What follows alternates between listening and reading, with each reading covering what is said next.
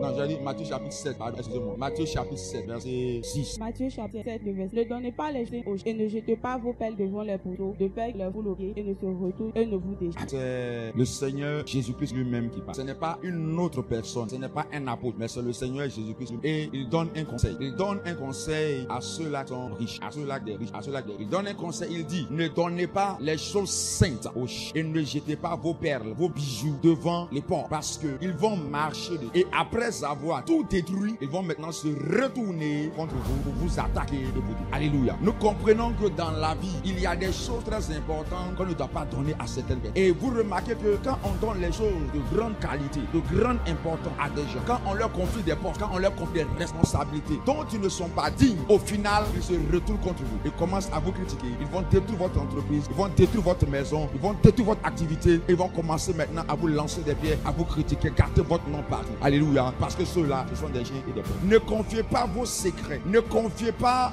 votre vie à des gens qui ne le méritent pas. Alléluia. Ne confie pas ton foyer, ne confie pas ton argent, ne confie pas ton entreprise, ne confie pas ton amitié, ne donne pas ton cœur à quelqu'un qui ne mérite pas. Parce qu'après avoir tout détruit, après avoir méprisé, après avoir vraiment sali, souillé ce que tu as de bien que tu lui donnes, il va maintenant se retourner. Vous n'avez jamais vu ça dans la vie. Et on rencontre beaucoup de gens comme ça, dehors et même aussi dans l'église. Quelqu'un peut lutter dans sa vie, peut souffrir, avoir un héritage. Et toi, tiens, il faut gérer pour moi. Gère ça pour moi. Je te fais tellement confiance que je te donne ça, gère. Et tu t'en vas à ton retour. C'est le cafouillard. C'est quoi? Le cafouillard. Bien aimé, connaissez vos hommes, connaissez vos femmes, connaissez les gens avec qui vous avez une relation. Connaissez-les. Alléluia. Connaissez les gens avant de leur confier des choses qui sont importantes concernant votre vie. Il y a des gens qui ne savent même pas se retenir. Tu vois quelqu'un, tu commences à livrer ta vie à la personne sans vraiment connaître la personne. Tu dis ça là, c'est ma badée, ça c'est mon pote, ça c'est mon ami. Mais du jour au lendemain, tu entends ce que tu lui as dit en secret là, dehors. On appelle ça quoi? Des chiens. Tu as donné ton cœur à un homme ou bien tu as donné ton cœur à une femme. Au final, il bafoue cela, elle bafoue cela.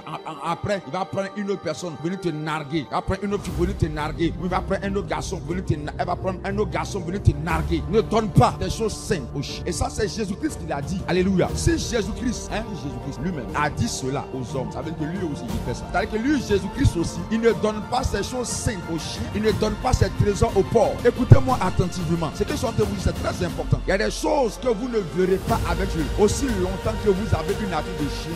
Dieu ne peut pas vous confier ces choses précieuses. Dieu ne peut pas vous donner son trésor. Non, parce que c'est lui qui a dit aux hommes de ne pas donner aux chiens ni aux porcs. Alléluia. Donc aussi lui, Dieu, il va mettre en pratique ce qu'il dit. Remarquez, c'est bizarre, mais Matthieu 7, verset 6. On connaît le 7 là. Matthieu 7, n'est-ce pas? Demandez, l'on vous donnera. Cherchez, vous trouverez. C'est pas ça. Frappez, l'on vous ouvrira, n'est-ce pas? Mais avant qu'il ne dise ça, il les choses sont très importantes. Avant, c'est pourquoi il y en a qui vont chercher, qui vont demander, qui vont frapper, qui vont parler. Parce que Dieu sait que le jour qu'il te donne ça, tu vas te retrouver contre. On connaît Matthieu 7, 7, mais on ne connaît pas Matthieu 7, 6. Voyez-vous, on dit que les chiens et les porcs vont se retourner contre celui qui a donné, et puis il va faire quoi? Va le déchirer. Quelqu'un à qui tu as fait du bien, il se retourne contre toi, et puis il te déchire. Il te fait mal. Pourquoi cela? Tu as fait du bien à quelqu'un. Au lieu qu'il soit meilleur, il devient quoi? Pire. Tu as fait du bien attendant de lui une réaction meilleure, une attitude meilleure, une pensée meilleure, une action meilleure. Mais le bien que tu lui as fait peut se retourner même contre lui et rendant cet individu-là pire. Car pourquoi cela est possible? Prenons Matthieu chapitre 12. Tout le monde, Matthieu chapitre 12. Matthieu chapitre 12. Verset 43 à 40. Lorsque l'esprit impur est sorti d'un homme, il va par les lieux à... C'est encore Jésus-Christ qui parle. Il dit, lorsque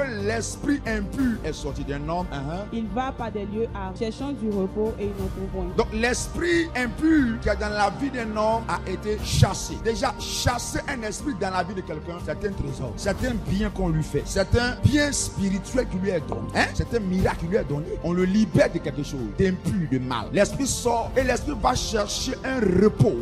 Alors je retournerai dans ma maison d'où je sors. Et quand il arrive, la tour balayée et ornée. C'est Jésus-Christ, le grand maître en exorcisme. C'est-à-dire qu'on dit chasser démons là. C'est le spécialiste. C'est lui qui parle. Il n'y a pas plus chasseur de démons que Jésus. Et c'est lui qui parle. Alléluia. C'est le professeur par excellence qui parle. Il dit que quand on chasse un esprit là, l'esprit là il revient. Un esprit qui est chassé, il veut match retour. Il n'abandonne pas si facilement. Il revient. Il fait quoi? Il revient. Écoute-moi, l'esprit qu'on a chassé dans ta vie, il va revenir d'un moment à l'autre. C'est comme ça. Regardez, les Nigériens, ils disent France pas. France dit je ne vais pas. Je ne fais pas. Je ne veux pas partir. N'est-ce pas? L'esprit qu'on chasse là, il revient. Quand il revient, il trouve la maison vide. balayée et ornée. Ça, on appelle ça une résidence meublée. On peut faire ta délivrance, hein, et puis tu vas être transformé en résidence meublée. Ça veut dire que ta maison est vide. On m'a invité, on m'a logé dans une résidence meublée quelque part à la Palmeraie là-bas. Quand je suis, tout était clean.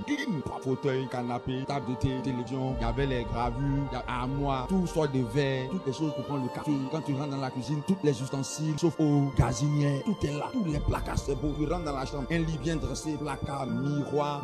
Il y a encore les veilleuses. Quand tu sors au balcon comme ça, tu as une vue sur le balcon. Vraiment, c'est... On m'a mis là-bas parce qu'il y avait personne qui habitait. Quand un esprit impur est dans ta maison, qui est ta vie, il sème le désordre. Il met l'impureté. Alléluia. Donc quand le Saint-Esprit vient le chasser, il transforme ta vie en une résidence meublée. Mais elle est vide, elle est balayée, elle est décorée. On dit la nature n'aime pas le vide. Ayant découvert qu'on a remeublé la maison, et beaucoup de chrétiens restent à l'étape de maison meublée. Beaucoup de gens qui viennent à l'église là restent à l'étape de maison meublée. Et quand ta maison est meublée et que ça attire de la clientèle, que se passe? Ils s'en vont et ils vont avec une tête autre esprit méchant que lui. Ils entrent dans la maison établie. Et la dernière question de cet homme est plus que la première. Il en sera de même pour cette génération. Jésus, il va. Le démon, il va et il dit, ça m'a rencontré d'autres démons. Il dit, les gars, je reconnais votre sang. J'étais dans un coin, on marche assis. Mais peut-être que je vous vois, vous êtes plus méchant que moi. Venez m'aider. J'ai une maison qui est meublée. Tout est prêt là-bas. Venez avec. Il prend cet esprit plus méchant, plus méchant que lui. Et il vient habiter cette maison. Et la Bible dit que la condition première de la personne est moindre. Maintenant, il devient pire. C'est pas ça? Il devient pire. Regardez. Il était mieux pour lui-même de ne pas être délivré. Parce que être délivré d'un esprit est encore plus dangereux même qu'avant. Si véritablement tu laisses ta maison vide et meublée. Amen. Et la Bible dit que cela sera la condition d'une génération méchante. Ce qui fait que le mauvais esprit peut revenir et assiéger dangereusement la maison, c'est parce que les gens qui reçoivent le ministère de délivrance sont en fait méchants. Méchants en ce sens que ils ne sont pas suffisamment reconnaissants à celui-là qui les a délivrés de leurs démons en lui donnant entièrement leur vie. Comme tu m'as délivré de l'esprit qui me tourmentait, maintenant en reconnaissance, je te donne ma vie. Alléluia. Il y a des gens qui veulent juste être délivrés d'un trouble, mais ils veulent vivre leur vie. Ils ne veulent pas que Jésus demeure. Ils ne veulent pas que Jésus y règne. Ils ne veulent pas que la parole de Dieu soit abondante en eux. Non, ils peuvent venir plusieurs fois à des séances de délivrance. Tant qu'ils peuvent tomber, tant qu'ils peuvent vomir, tant qu'ils peuvent crier, ok, ça va. Ils se sentent à l'aise comme ça. Et une fois que le travail est fini, quand il sort, il voit que la maison est bien propre. Il se sent à l'aise. Il respire de l'air. Ok. Au lieu de dire, toi qui m'as délivré là, je te donne ma vie maintenant. Viens occuper ma maison.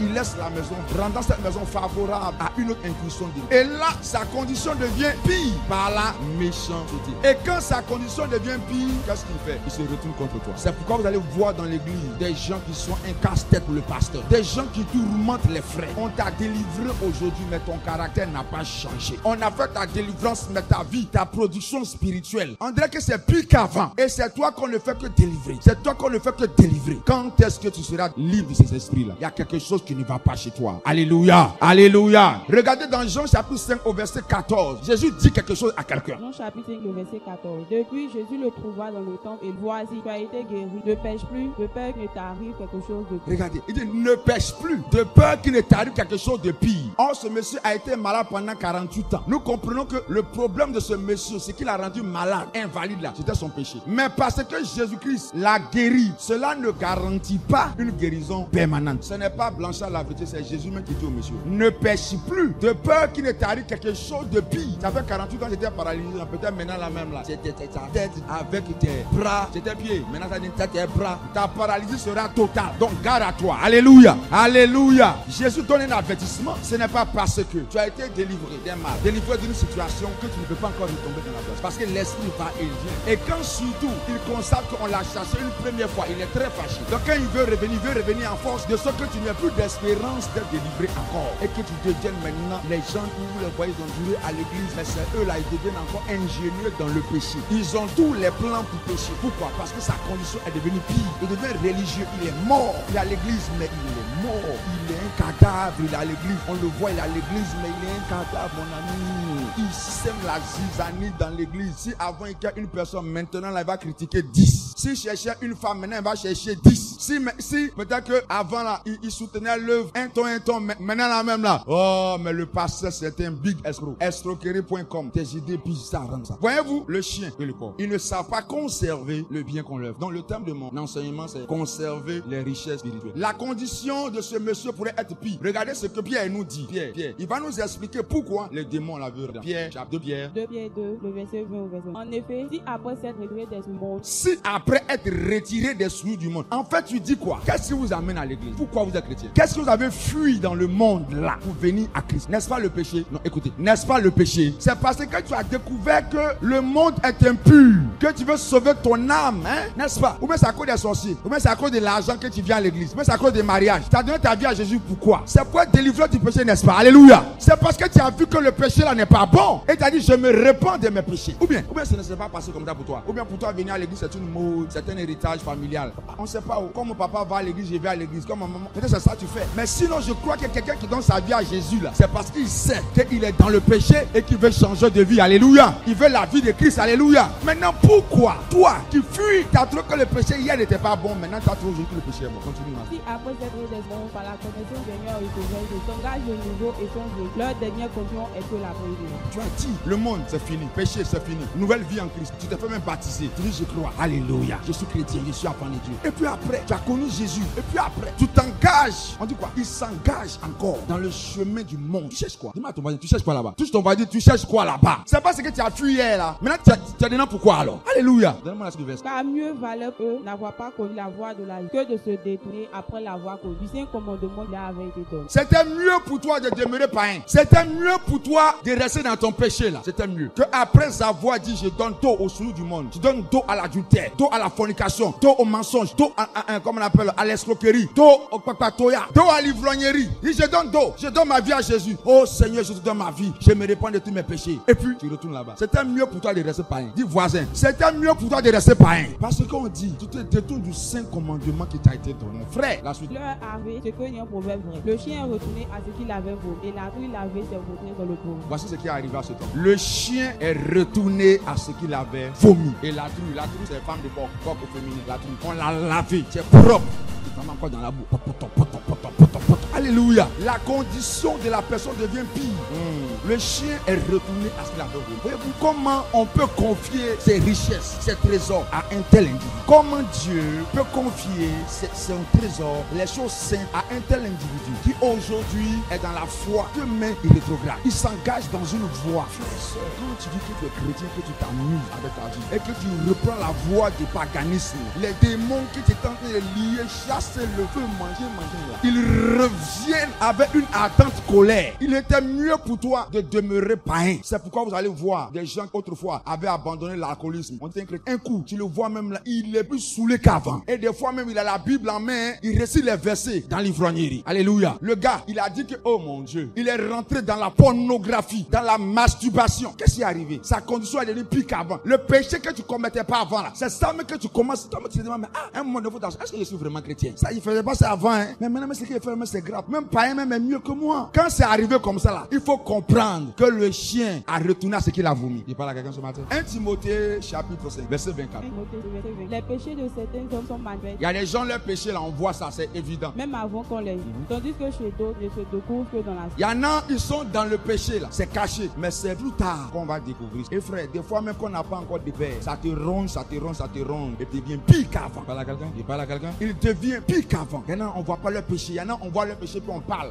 On les reprend. Mais il y en a là, on voit pas leur péché. Mais tôt ou tard, tôt ou tard, ça va. C'est quoi? Il faut te repentir, vrai. On peut mentir aux hommes, mais on peut pas mentir à Dieu. On peut pas mentir aux esprits. L'esprit que là, il te connaît. Il y a longtemps, il te cherche. Quand tu sors, il est derrière toi. Il cherche une occasion pour entrer. Donc, il connaît tout ce que tu fais. Il n'a pas besoin de service secret. Il connaît. Il y a ton voisin. Les démons là, il connaît. Si tu es un enfant de Dieu, s'il te plaît, c'est pas toi de limite. 2 Timothée 2, verset 19 à 21.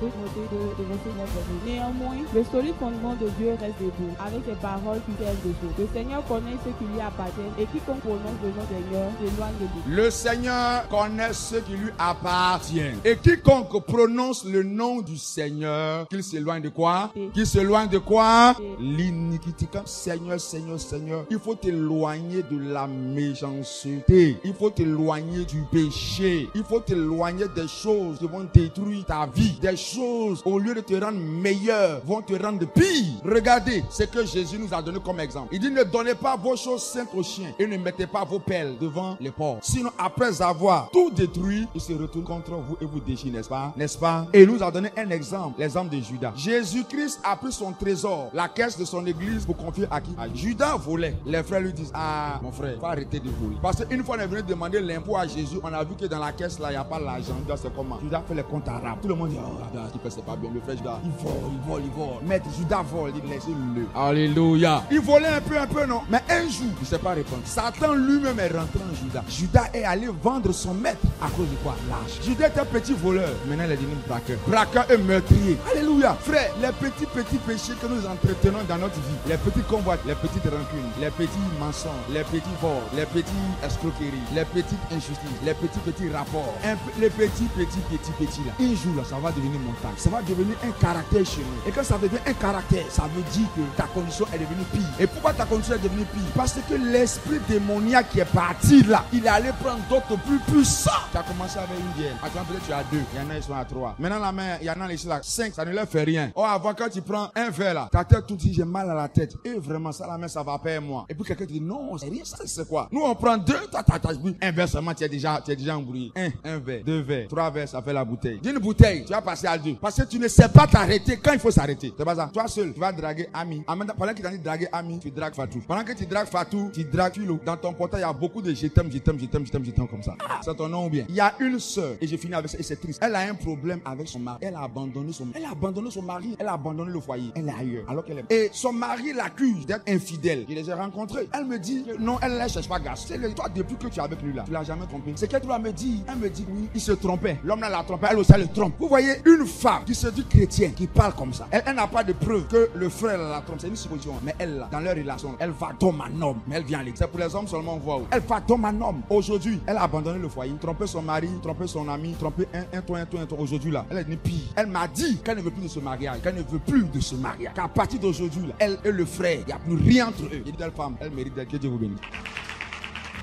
Tenons-nous debout, on va prier dans le miroir de la parole de Dieu. Dieu nous a donné des biens.